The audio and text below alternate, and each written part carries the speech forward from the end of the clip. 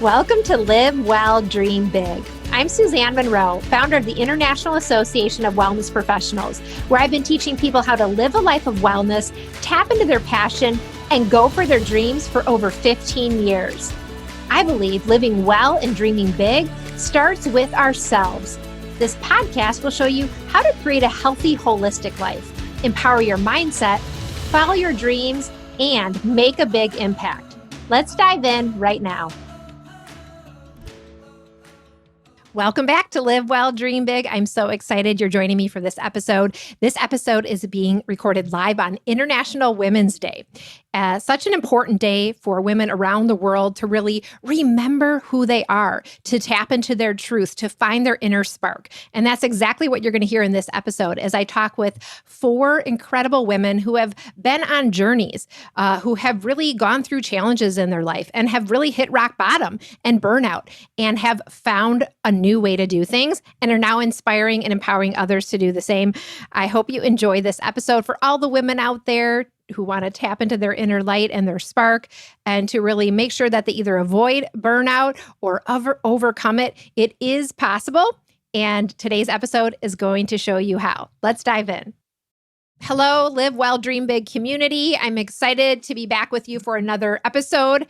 Today's topic is how to end your career burnout. I'm thinking it might be called better, These Women Are Amazing, or Women on Fire, because I have 4 really incredible women with me today. I'm going to talk about that in a minute.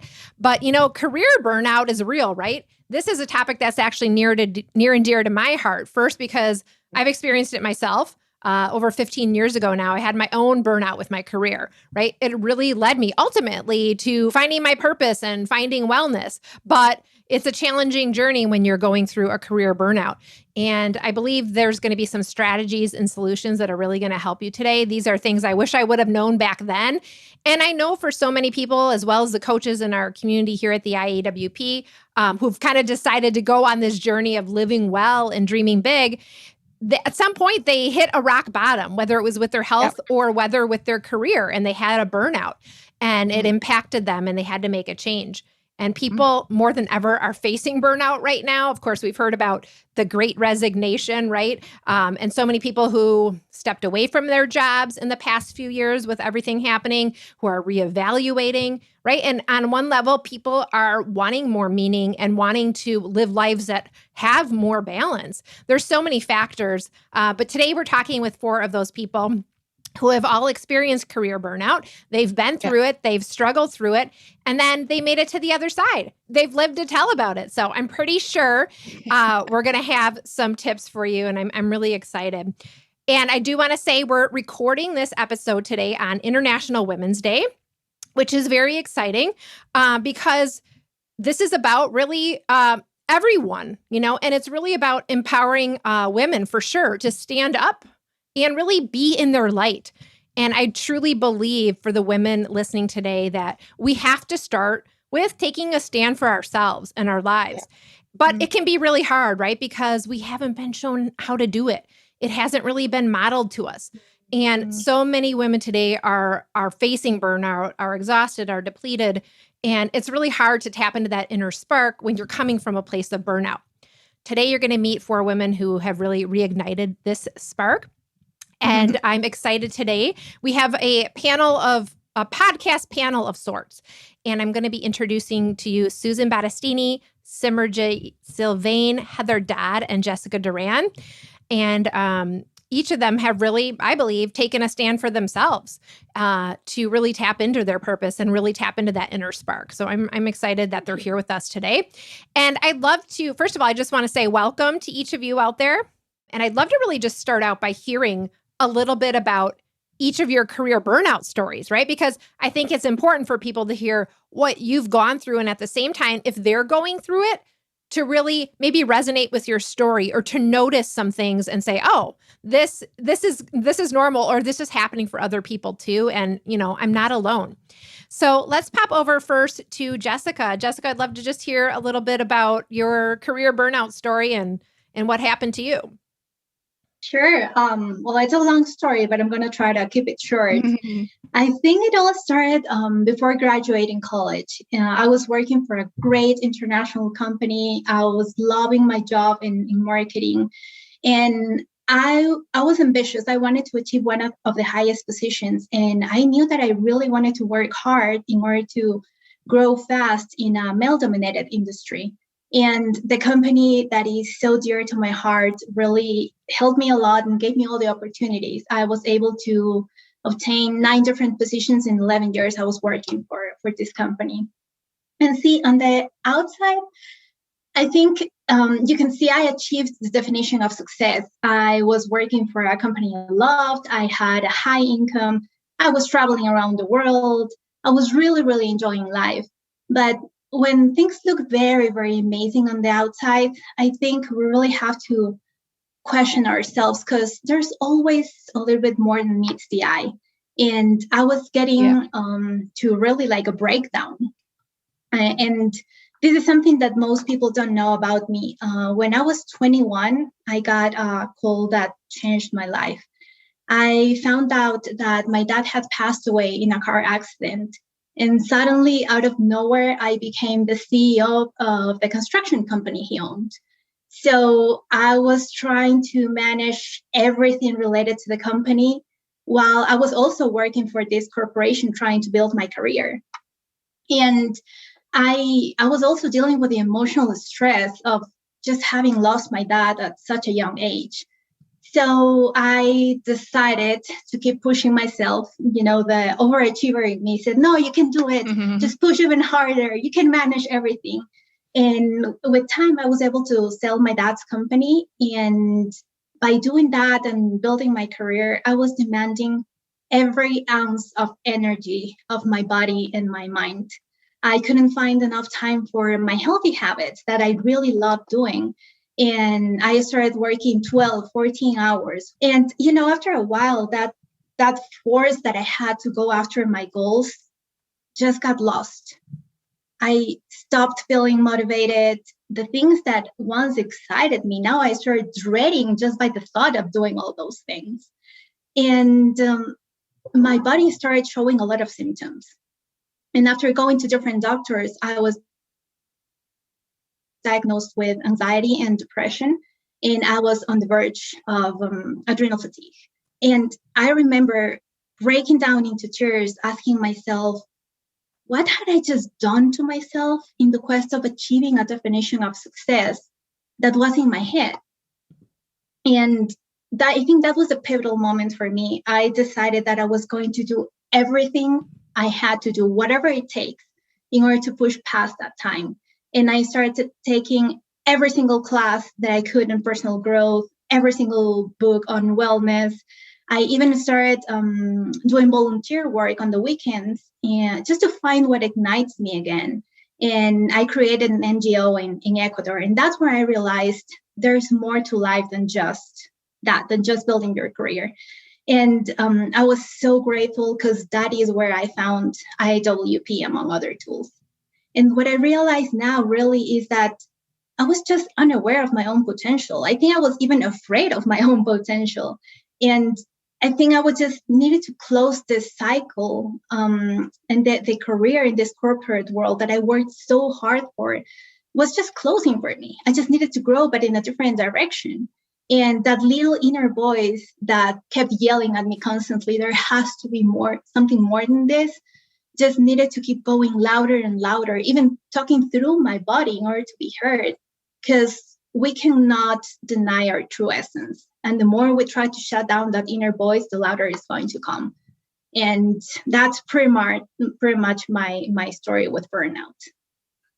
Well, thanks for sharing, Jessica. A lot of gems there, but you had this inner knowing and you can't shut it down. I mean, I love that. There's so much there. We'll hear more about some of your findings as we pop back to you in a little bit. Let's go over to Susan now. And Susan, give us a little intro on you and just a little bit more about your journey.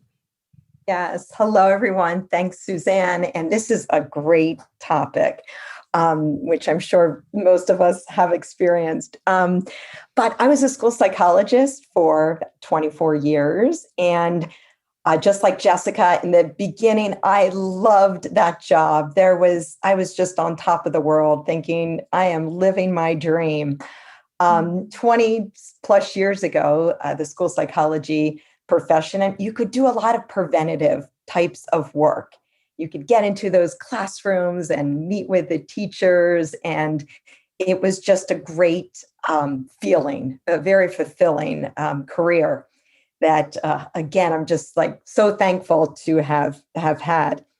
However, in the last like 5 years, that job changed quite a bit. It went from more preventative types of work to crisis counseling. So with that, you have to pivot with those changes. And I think that's where I probably had the biggest challenge, is because I couldn't turn off. I wanted to be able to handle all of those crises as they came up. I didn't want to tell anybody no. I was like, yes, I can talk to you at this time. Sure, I'll talk to you tonight. Yes, I'll take all of those emails before I leave work. I wasn't able to turn off. And other people were recognizing that around me, my family, and people that loved me. And again, I always felt like I had to be on. And I actually wanted to be on. I hated to tell people no, or think that I was letting somebody down, especially a parent that may have been struggling, with their child. That's not a good feeling, telling somebody, they're going to have to wait until the next day to speak with me and things like that. So, but I knew I had to make some changes, because as some of the students might have been in crisis, I was actually in crisis mode. I just lost all kinds of boundaries and was working nonstop, just, probably 12 to 15-hour days. I just couldn't turn off. And the way I look at burnout for me is that it really happened for me and not to me, because it allowed me, I needed to pause. I needed to stop and evaluate, what is happening, because it didn't feel good. And my job didn't feel good anymore like it used to. So when that burnout was happening, I needed to take that pause and again, just evaluate, this is not feeling good. There was a lot of health things that were going on. And, we can get into that a little bit later, just some of those side effects of burnout. But I knew it was a time to change. And that's exactly, what I did shortly thereafter. So that was I left the school psychology field in 2019 and went right on to IAWP and had a wonderful experience, just knowing that I wanted to do more around health and wellness. And that's exactly what I did. So it's been a great moment, a great change. Well, I love what you said. The whole burnout was happening for you, not to you, but that takes some awareness to realize and to actually make a change like you did. It's incredible that, you were able to make that change. And we'll talk more about how you did it in a little bit, but thank you for sharing your story. Let's pop over now to Simerjeet and just hear, Simerjeet, a little bit about your experience with burnout and what happened to you. Well, thank you so much, Suzanne. It's such an honor to be here with all these wonderful people. So before touching on my career burnout, I just wanted to share a little bit about my background because it provides the context for my burnout. So I was born in India and brought up in a male-dominated society, essentially, with lots of cultural expectations on what women are supposed to be like or what they're supposed to do and how they should behave and everything. And a girl in that culture doesn't have the same liberties as a boy would. And I was quite challenged with that reality. I wanted to push and basically prove myself that I could do just exactly what other boys could do as well. So all my life, I basically struggled with this reality and the different sets of rules. And I kind of feel bad about what I put my parents through as I challenge that reality. And even though I believed that I could do whatever I wanted to do, I was still tied to the chains of culture. And as a result, I ended up in a situation which was traumatic and took a bit of my life. And in one way, that tragedy liberated me. And in another way, I became obsessed with being able to stand on my own and become more independent and push through more of what I felt I needed to do to prove myself as a woman. So this really ties in with that International Women's Day as well, right? Always trying to prove ourselves as women. And after that situation, I entered the corporate world. I worked for about 22 years in a financial sector. And during that time, there's always a lot of changes that take place in every organization, not just mine. And there's a lot of stress that happens. At the same time, I started a family. My husband and I started a family. So I had 3 kids. And I felt I was being pulled in so many directions. And I wanted to be great at my job. And I wanted to be a great mother. I wanted to be a great wife. And I wanted to do it all like we do as women.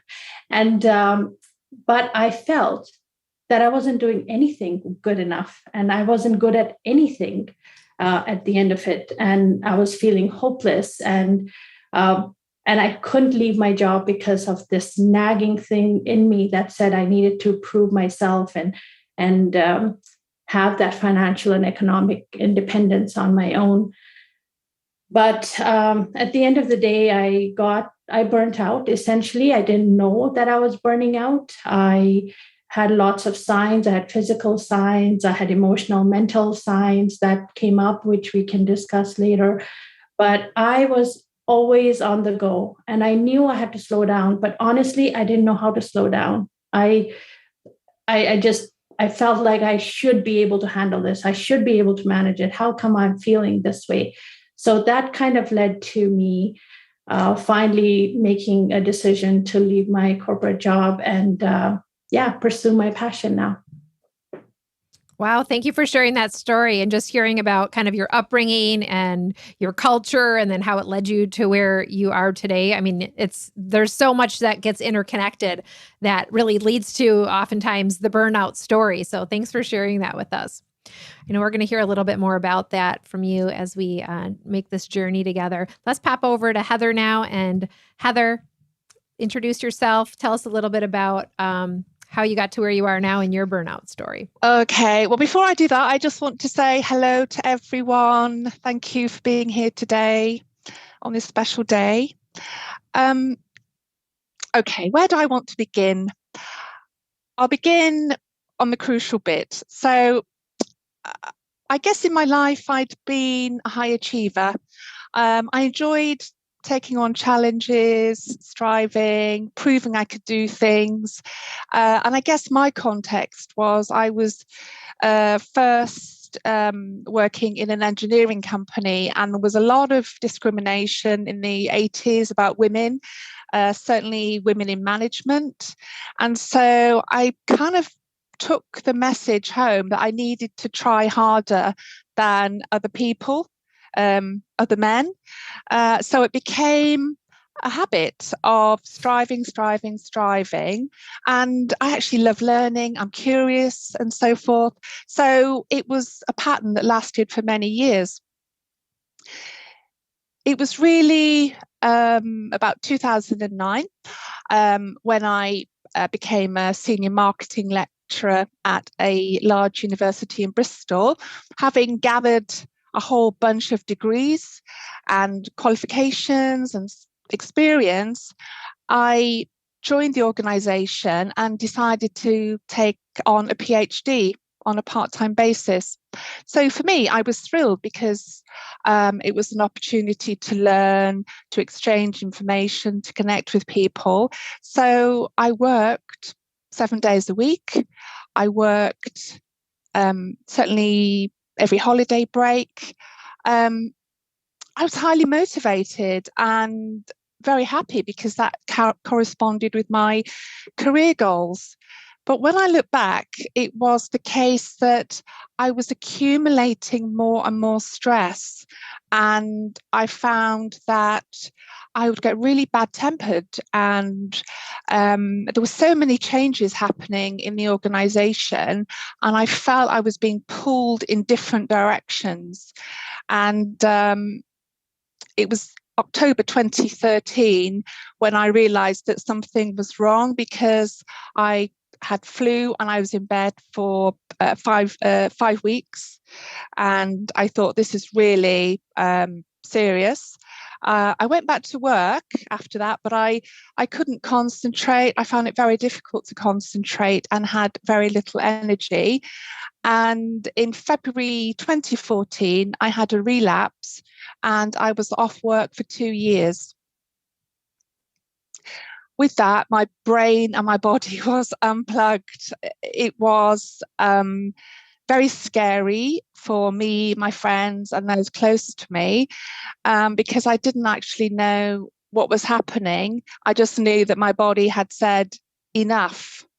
And I recognize some of the symptoms and comments from the other women that basically related to push, and believing that you could still push beyond the barriers, you could still push to meet the deadlines. And at the same time, there was like 24/7 happening in my mind that I still had more and more to do. So my burnout was very much about my body stopping. And with that, it was severe, because I developed a life-changing condition called chronic fatigue, or sometimes called ME. The irony was I had such bad brain fog, I couldn't remember the long name of ME, which I think is myalgia encephalitis. And I would spend things like 20 hours a day in bed for months. I couldn't sit up.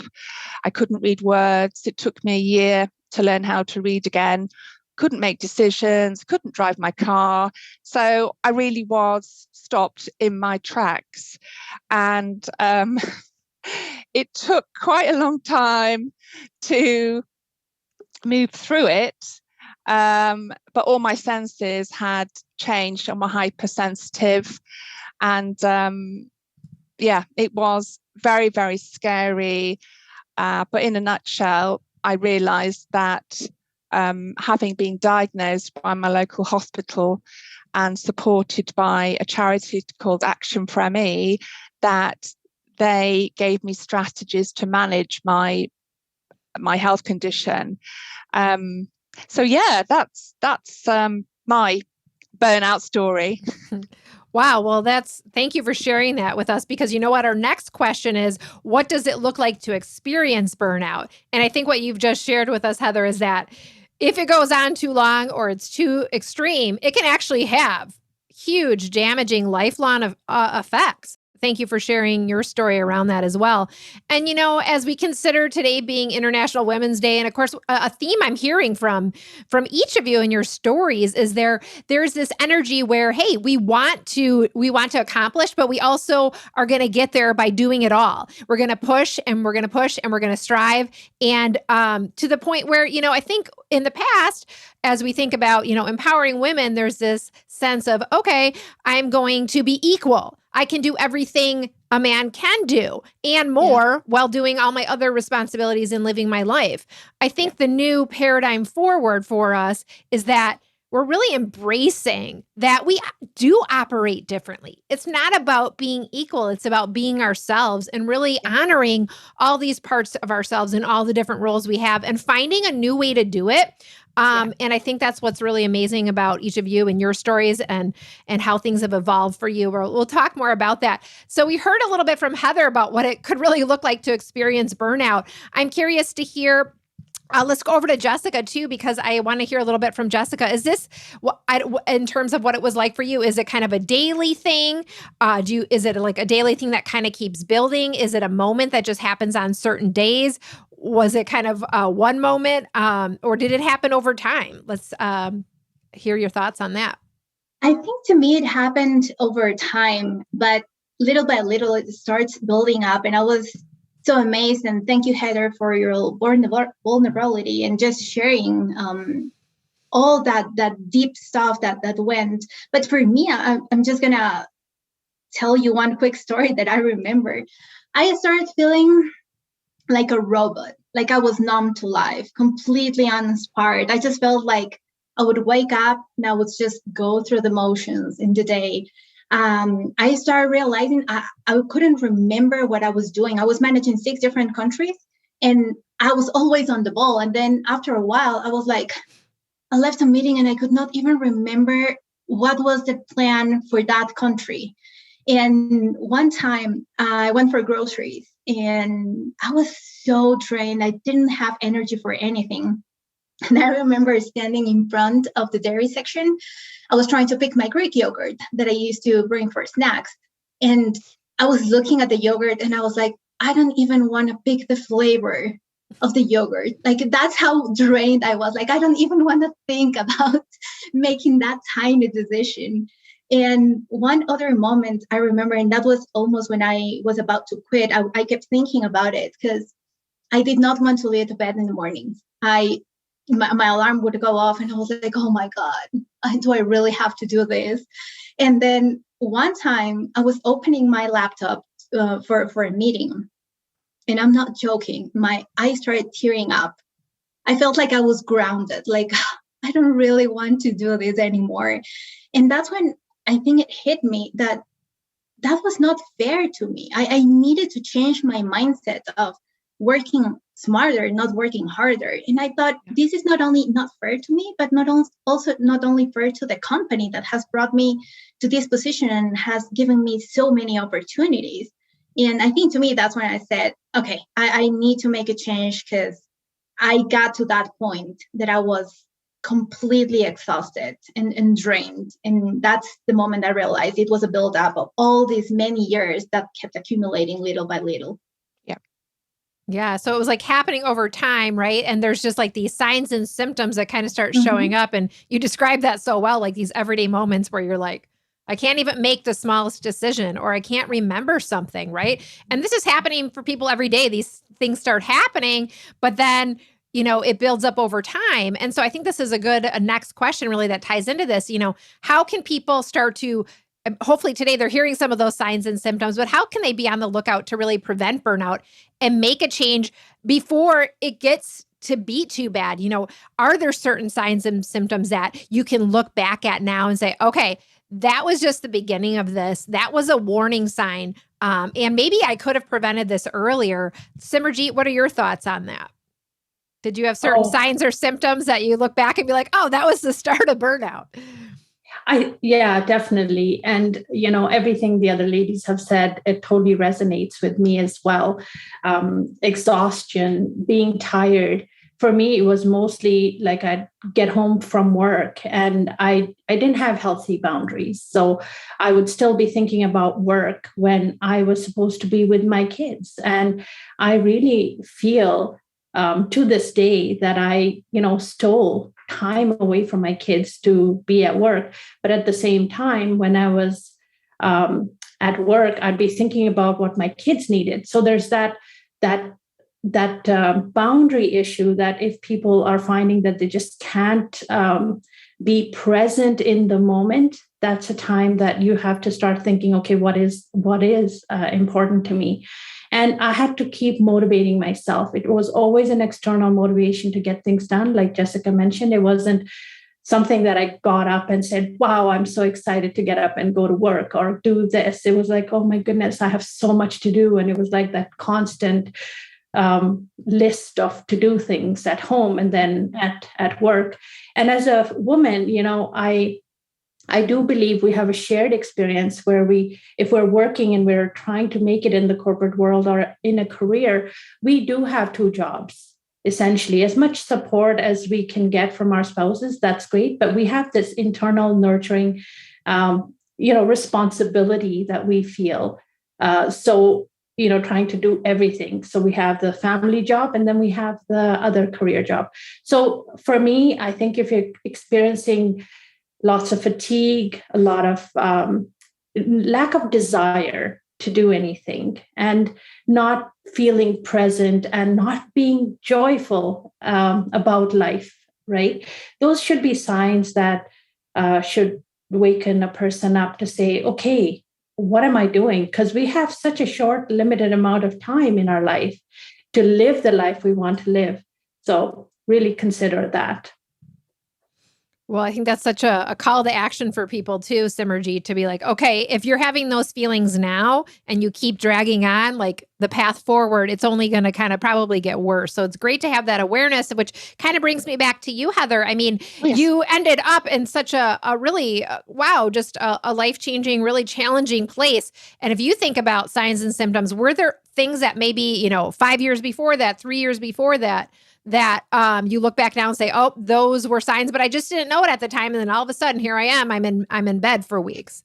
Yeah, I agree with what the other women have said. The burnout seemed to be a process rather than a moment. And I remember that I was very tearful. I was crying for no particular reason. I was overreacting to things. I felt that I was lost. I was lost in myself. I just seemed to be a machine. And I had a mantra, I'm a person, not a robot, because I felt that I had this 24/7 expectation of delivering, output, output, output. And I became very resentful. I hated opening my email box. Switching on the computer and the emails, I dreaded that. And I would doze off. I'd find I was watching some television and I'd fall asleep in the middle of it. So the signs were there, and certainly not being able to switch off when I went to bed. The personal assistant in my head just didn't ever rest. She took no holidays, no breaks. She was super efficient. And she kept reminding me of all the things I still had to do. So there were a combination of symptoms that were really alerting me that I needed to pay attention. And I kept just disregarding them or thinking, if I have another coffee, if I have another drink, it will be fine. And actually now the burnout was the big burnout. But yeah, there are definitely a cluster of symptoms that you can now recognize as leading towards the possibility of burnout. So they're like red alerts, your body's speaking to you.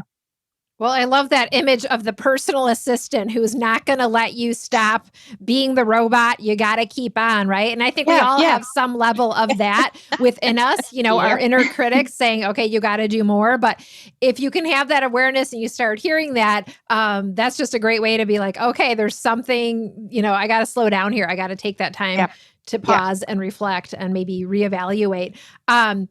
Which kind of brings me to this idea of, okay, everybody here kind of agrees, this is a progression. There's little things that are happening along the way that we really can be on the lookout for, right? Yeah. But then there comes a defining moment of burnout that, really causes you to make a change. Now, maybe you can catch it sooner, but if you don't, it's coming either way. And Susan, I'd love to hear your thoughts about that. Did you have kind of like a defining moment of your burnout that said, okay, enough is enough, or what happened?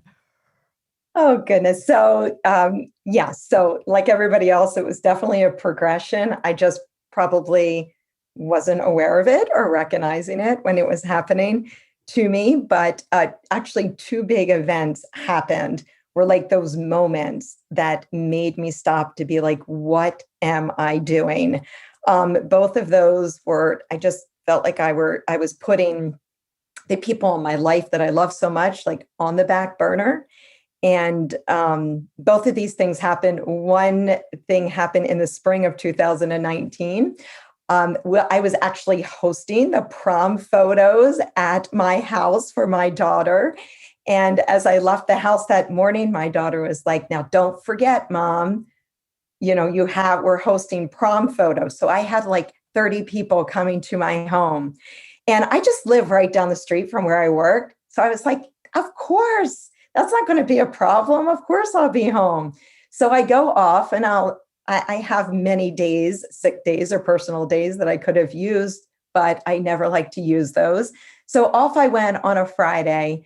And I should know by now, especially everybody working in the schools, that things really do happen Friday afternoons. So you think you can leave a little bit earlier or on time. That does not happen typically. And that's exactly what happened. So I went into work and had plans on leaving on time. And of course, something happened right at the end of the day. And I just became totally sidetracked, wanted to take care of it, had different people coming in. And before I knew it, I'm looking at my watch and I have probably 30 people at my house. So in a panic mode, I call one of my friends and kindly asked her if she could help host that when I wrap things up at work. And I just remember getting home and just the look on my daughter's face, of that, here I am, and you're supposed to, be doing this. And that was a hard moment, for me, to realize that I had missed that. And I had missed probably a lot of things that I shouldn't have missed in my own kids' lives. The second instant, because I kept going after that, that was kind of a like, look, take note of these things. Still kept going. And in the fall, so my daughter is off to college now in the fall of 2019, and she's out of state. So she's like 10 hours away. So it's parents' weekend. And she's like, Mom, are you going to come out? So I was like, yes, of course I am. And I did. I got there, got on the plane and arrived. And unfortunately, my daughter and I, it was Sunday and I was leaving early the next day at like 6 a.m. to get a Monday flight home to get to work on time, of course. And we were in a car accident on Sunday. Oh. And we were fine. Like we walked away from it. Her car was pretty messed up. And we were shaken up and our heads both hurt pretty bad because we both had like a whiplash effect. Somebody hit us from behind. And in that moment, I kept saying to my daughter, like, are you okay? And I was trying to be strong, like, I'm okay, I'm fine. And that next morning, I shouldn't have got on that plane. There was no reason that I should have gotten on that plane. I didn't need to. I should have stayed there and taken care of my daughter. Because lo and behold, of course, I got back on the plane. I went right into work and I had a concussion. My daughter ended up the next day in the hospital. She had a concussion. And I think it was at that moment that I really had to stop again and think, what am I doing? I could have taken off. I could have stayed. There was no need for me to leave that moment, to get back to things that could wait. There wasn't anything emergent. But in my mind, again, it was like in my mind, I had to do that. I had to be there. I just never liked letting people down or my work down. And but that was it. After that moment, shortly after that, actually 2 months after that, December of 2019, I put in my resignation. So, and then COVID happened. So, but I put in my resignation. I worked until the end of the year. But it sometimes takes those moments to force you to slow down and really think about, what you're doing. Yeah. And you had your daughter, it was like she was this mirror kind of reflecting back to you. It sounds like, this sort of dilemma you had in your own mind about, well, I have to do all these things, and yet this is what's right in front of me. And yet I love that you're like, hey, these were defining moments, right? We could go on and forget about them, or we could just feel guilty about it. But it was that defining for you that you decided to take action. And I think that's so huge. To do that, right? To make that change and allow these moments to define us is important. Well, thanks for sharing that. So I know there's probably been defining moments for each of you. Let's kind of switch gears a little bit, because you all have these kind of incredible challenges and stories that, you've gone through. Again, you're kind of on the other side now in many ways. Let's talk about what life actually is like on the other side of burnout. Because I think on one hand, people say, oh, is life great now? You made this big change. Well, do you still face challenges? How do you cope with them differently? But on the same note, how are you actually living differently so that you don't, have burnout again? Heather, pop over to you for this one, and I'd love to hear from you on that. Okay, thank you. I can say that over the past 8 years, I had a lot of what I call frightening moments, really, because I seem to be driven by fear of my health condition, fear about losing my job, fear about all sorts of things. And I realized that I had a lot of disempowering beliefs and automatic behaviors that needed to be weeded out of my brain. It was like I needed to create space for little seedlings of hope. That's what I was doing. I had to excavate what was lurking there in the dark. And with my beliefs, I realized that I felt that it was really important to be constantly stretching myself. And I realized it's not for me. It's not me. So that's gone. Hooray. I believed that being so busy so often and taking on more and more responsibility was a badge of honor. And for me, it's not. That's gone. PA's gone. I got rid of her because that was no good. And beyond that, it was really a lot of soul searching. So the soul searching was the big difference that happened for me. I realized I had to make changes. I realized I had to return to my values and stay true to them. And there were all sorts of different strategies that I used. And really, I can say that I have much more meaning in my life based on that. It's like I'm aware of what's going on, whereas before I was so fixated in my head. It was like I wasn't really aware of the world and all the wonderful things within it. So I used the opportunity to make changes and to recognize that I could still have different choices because I wanted to be as well as I could be. So I still have issues that I sleep 12 hours a day and I have to use my energy carefully. I've changed my expectations. And actually now I have an essential, a desirable, a delete option. So if it's got to be done, it may get done, but I actually just move things according to energy. And although I'm not able to drive anymore, I'm definitely kinder to myself and I'm living my new normal. There's an expression for the way we are today. So I have made a lot of adjustments, a lot of internal work. And really, I feel much more excited about every single day now because I feel that I'm actually living. Whereas before I was like a machine.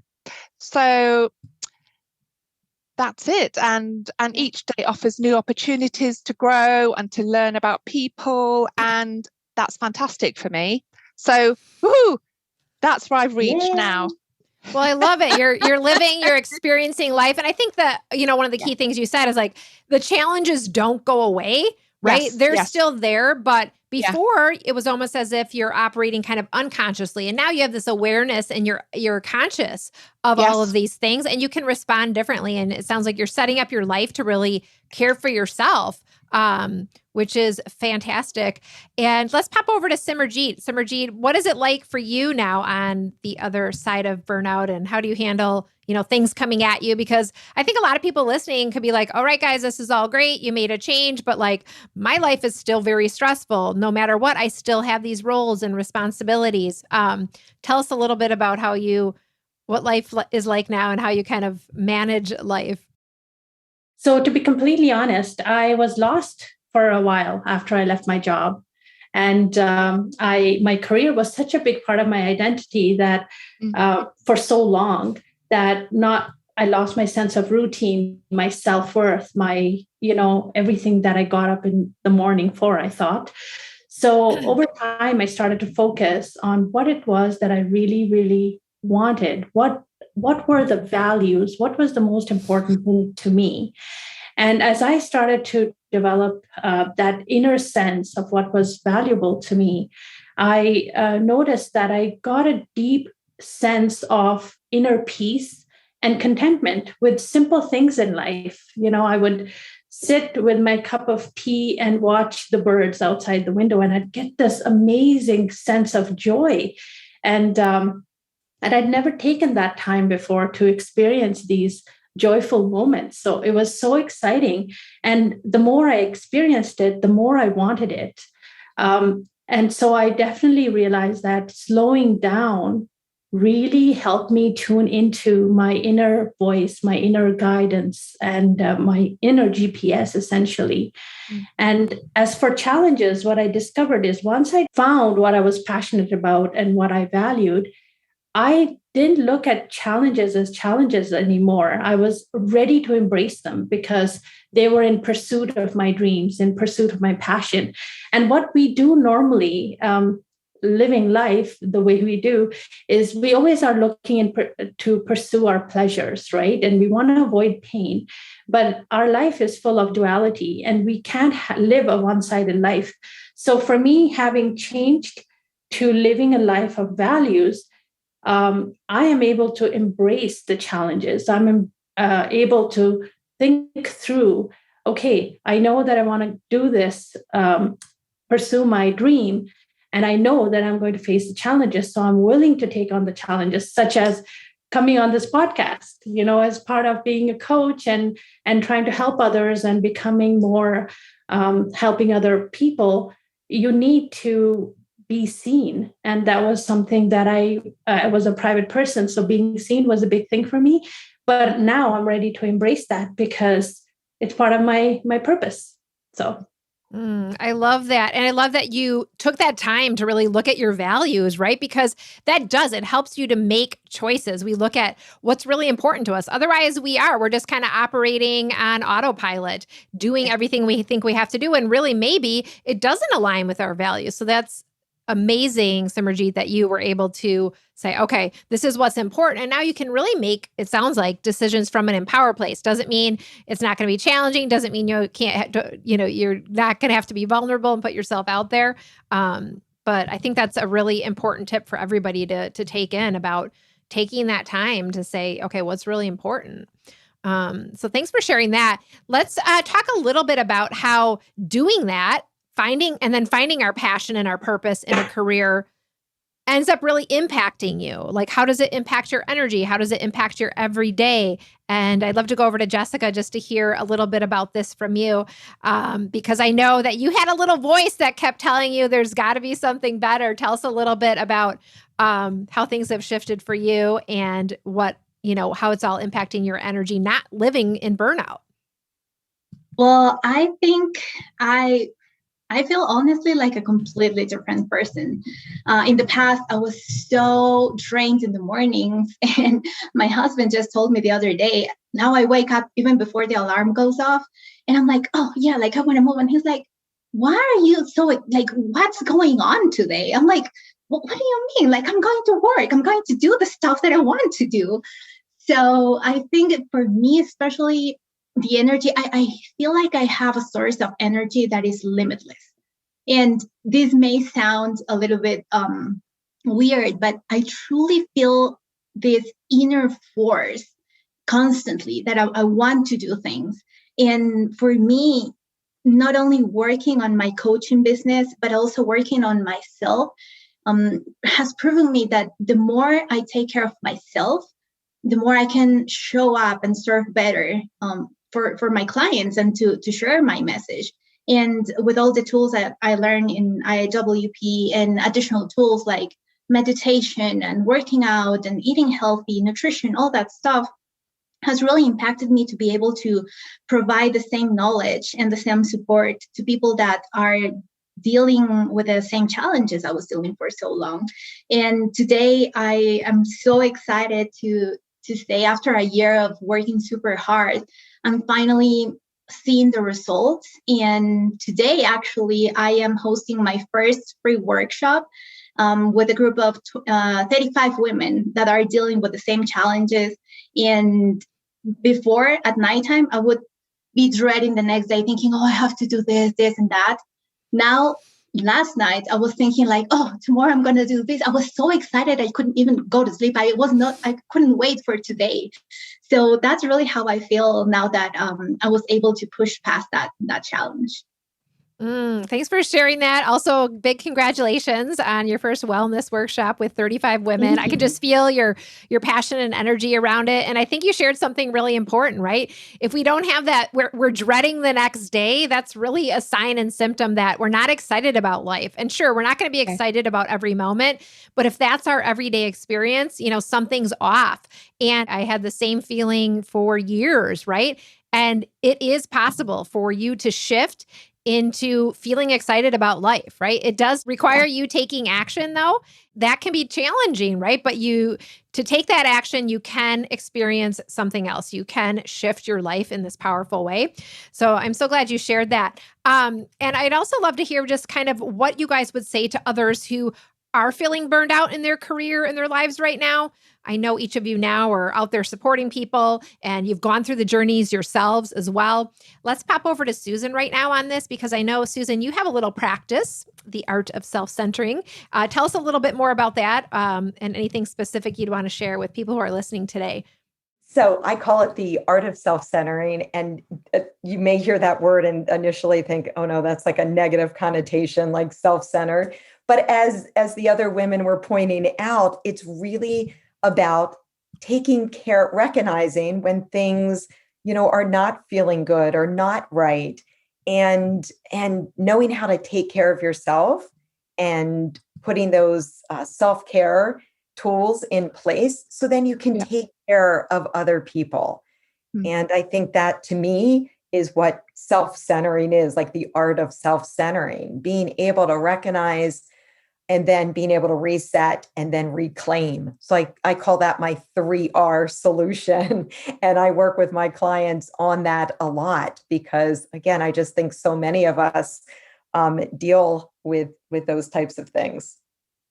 I really love that. And this art of self-centering. And you're right. At first you can think, okay, this feels selfish, or I don't really have time to focus on myself. But it sounds like when you do, it really opens up possibilities. It's the old adage of, putting the mask on yourself. We've all heard it before, your kid's mask on the airplane or whatever it is. It's so hard to put into practice though, isn't it? For people sometimes, and to make that shift. Does anybody else have any other tips out there in terms of how they've really put this into practice for themselves? Let's go over to Heather. I wanted to suggest that someone who's going through all these sort of challenges and stress, that they find someone who they can talk to who will listen and not judge them. I think at that point you want a friendly ear and a comforting hand, someone that will listen and keep your conversation private, because I know certainly for me, a lot of stuff was whirling around my head, and to actually find someone I could talk to who would listen and not judge me was really important. So I just wanted to share that with you. Thanks for sharing that, Heather. I think that's really, really, really huge, right? We need those sounding boards in our life. Otherwise, we're really stuck in our head, which is what happened to, I think most of us on our journeys. Let's pop over to Simerjeet. And I know you have something you want to share on this as well.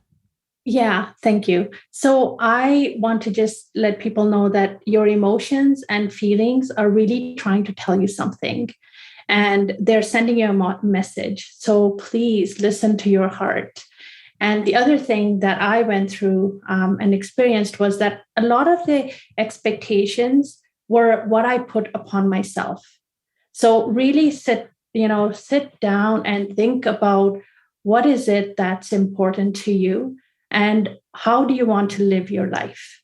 So, I mean, are these expectations coming from external sources, or are you really putting all the stress upon yourself to prove yourself? That really ties in good with your story too. So I love that you're like sharing that now with others. I think those expectations, that whether it's from our family, our culture, our society, they really do drive so much of what we do. And if we can just stop and say, okay, is this really my value, as you've shared? It can make such a huge difference. So thanks for sharing that. Let's talk now about where each of you are now in your journeys. Now you have these healthy careers, right? And I'd just love to hear in just a couple sentences or less what you guys are doing to help people today as it relates to either your burnout story or just how you're helping people today now that you've found a healthier way. Let's go over to Jessica first. Sure.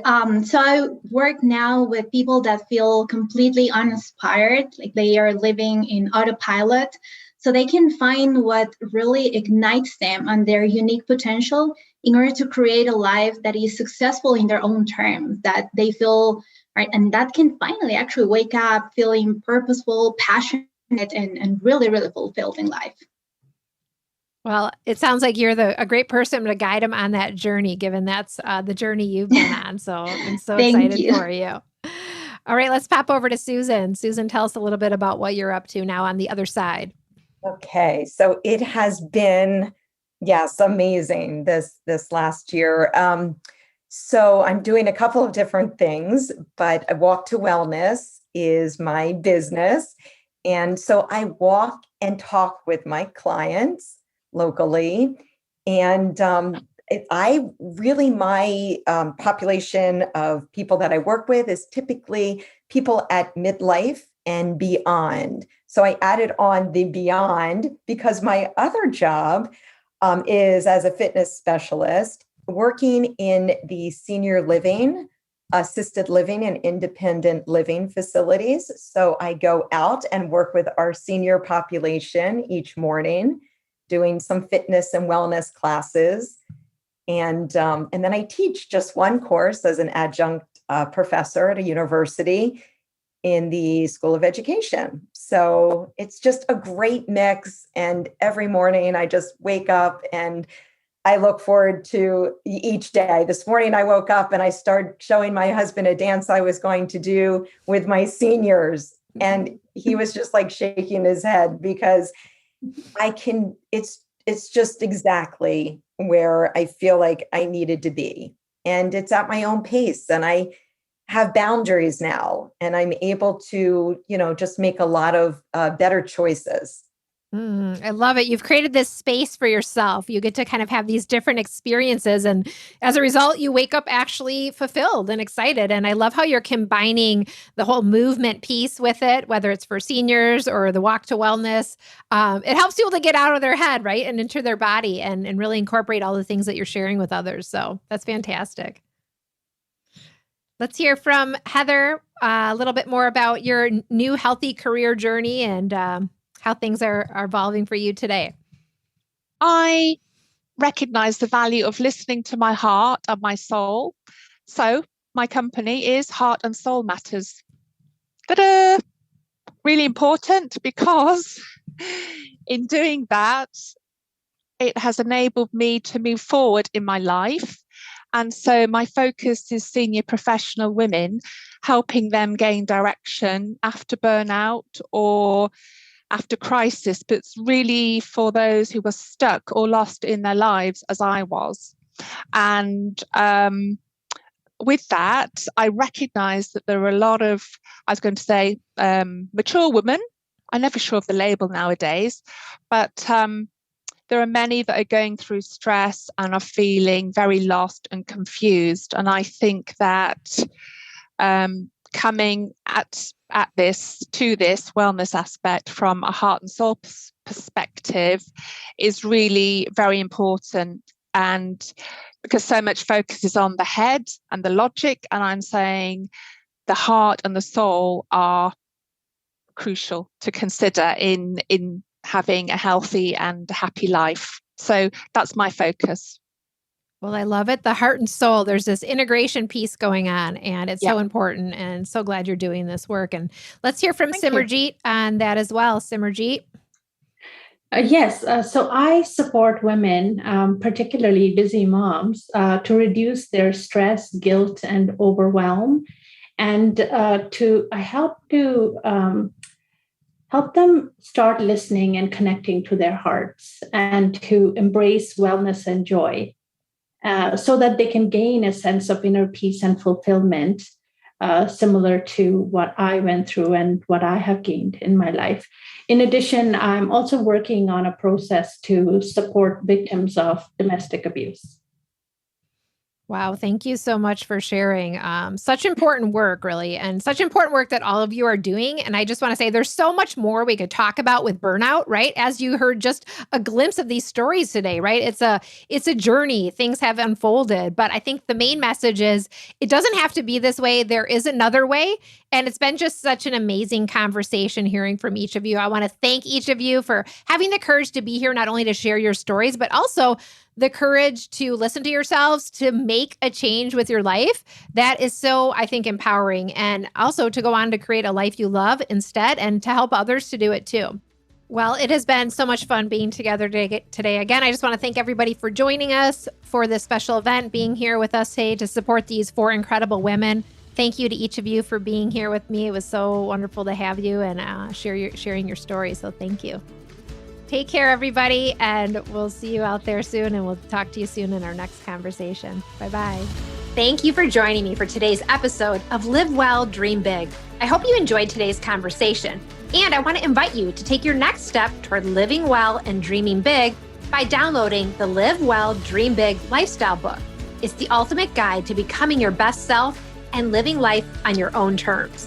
You can grab your complimentary copy by going to the link in the show notes or heading directly to iawpwellnesscoach.com/guide. That's iawpwellnesscoach.com/guide.